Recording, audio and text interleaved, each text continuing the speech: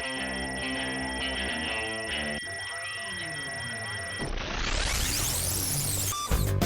what's up, everybody? Welcome to Comic Book Club. I'm Alex. I'm Justin. And Pete is still away, which is too bad. But before we get into the show, we just wanted to thank a couple more people.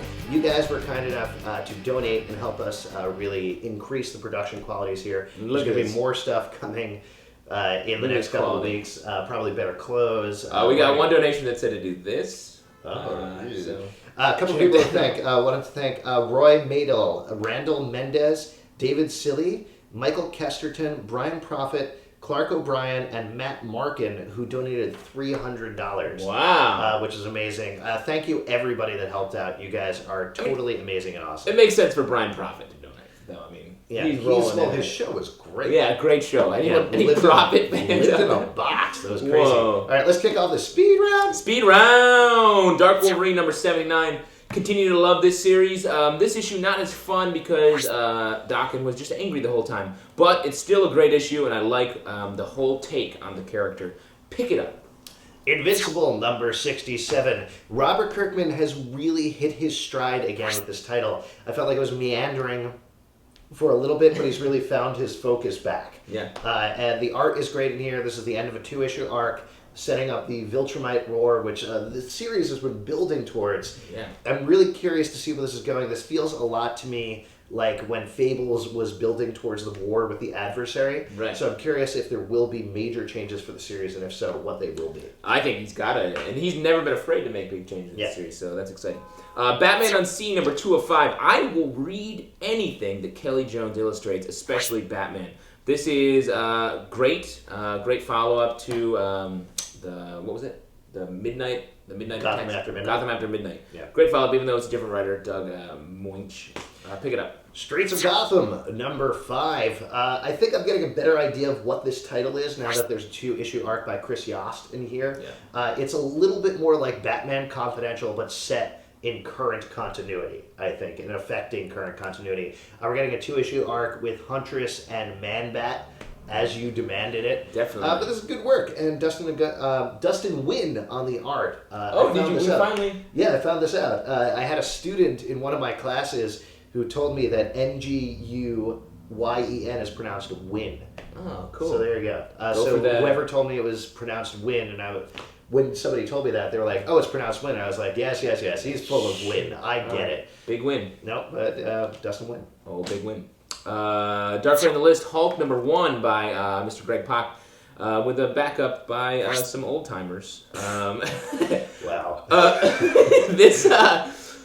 So the list, it's all just one shots that aren't really connected, except Norman Osborn's like, I'm angry at this person. But the big surprising thing at the end here is they're really setting up Bruce Banner already coming back as the Hulk by saying that he's been being charged with gamma particles, which I was like, oh man, already? But I do like the conflict they're creating between Scar and him, that when Scar's friends with Banner until he becomes the Hulk, then he's going to kill him. It's a tough dynamic to play out with any family member, let alone your father.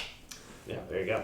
You can pick it up, though. It's still DC Universe Halloween Special 09. First of all, I really respect the fact that DC is putting out these mega-sized collections, giving new writers a chance to write stories and really explore the DC Universe. However, 90% of this was awful. Yeah.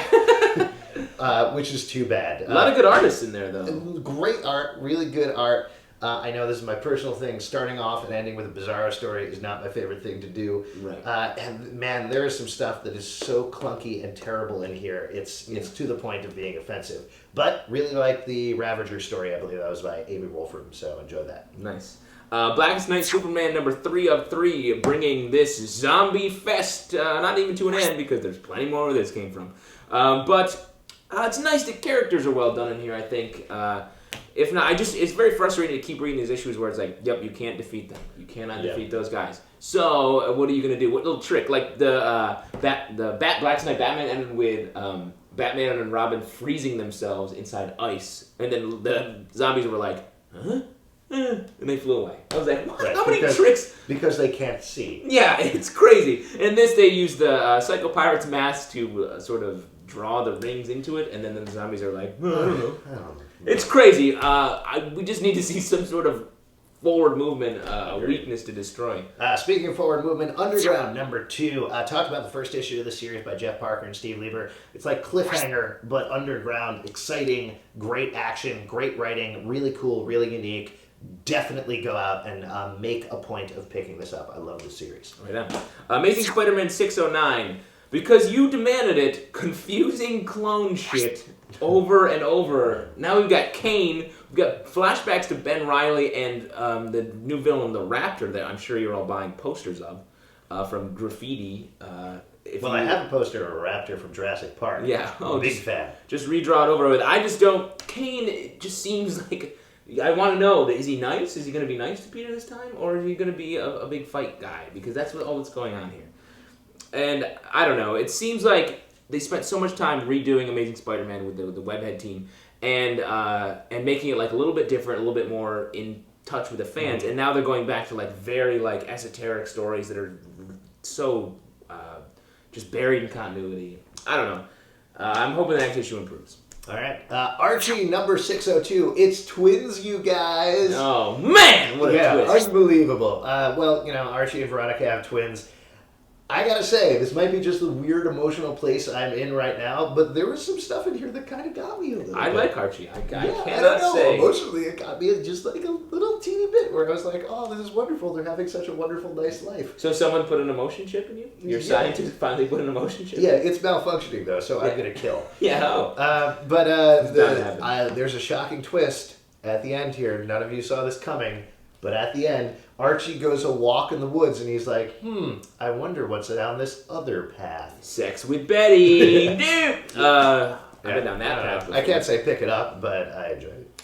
Azrael, number 1. Not about the cat from Smurfs. Real bummer. This issue, the art is very odd throughout the whole thing. I don't know. I don't really like it. And the series, it's like, I don't know. Why do we have this? Why? I like the fact that he's wearing baggy pants. The perfect accessory for any crime fighter. Yeah, true. Yeah. MC Hammer was a crime fighter for a brief time. Yeah. Because he was always like, you can't touch this. And they couldn't. They could never touch him. I don't know. If you like religion, pick this up. Well, that's a good percentage of the people in America. Good. Beast of Burden, number 2. Number 2! Beast of Burden! Number 2. I like this first issue quite a lot. The art by Jill Thompson is pretty much unique. For those of you who haven't picked it up, it's about a bunch of animals that fight supernatural crime. Is essentially the way of boiling it down. This issue is fantastic and completely sells me on the series. It's by alternate turns horrifying, terrifying, well written, well done, and sad. Horrifying and terrifying? Yes, at the same time. It's hard to find the line between them. Well, they're different words. Yeah, that's a good point.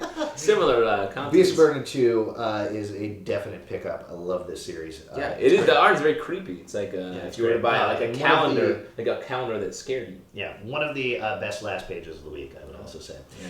Guys, if you have a question, you can write us at comicbookclublive@gmail.com, popcultureshock.com/comicbookclub, twitter.com/comicbooklive, iTunes Comic Book Club Live, where you can download these very episodes. Hello to our viewers on Ustream.tv that are watching over there as we tape these shows. If you want to find out when we're taping these shows, subscribe to our Twitter, twitter.com/comicbooklive, and we'll tell them where they can see the live show. Where is our beer?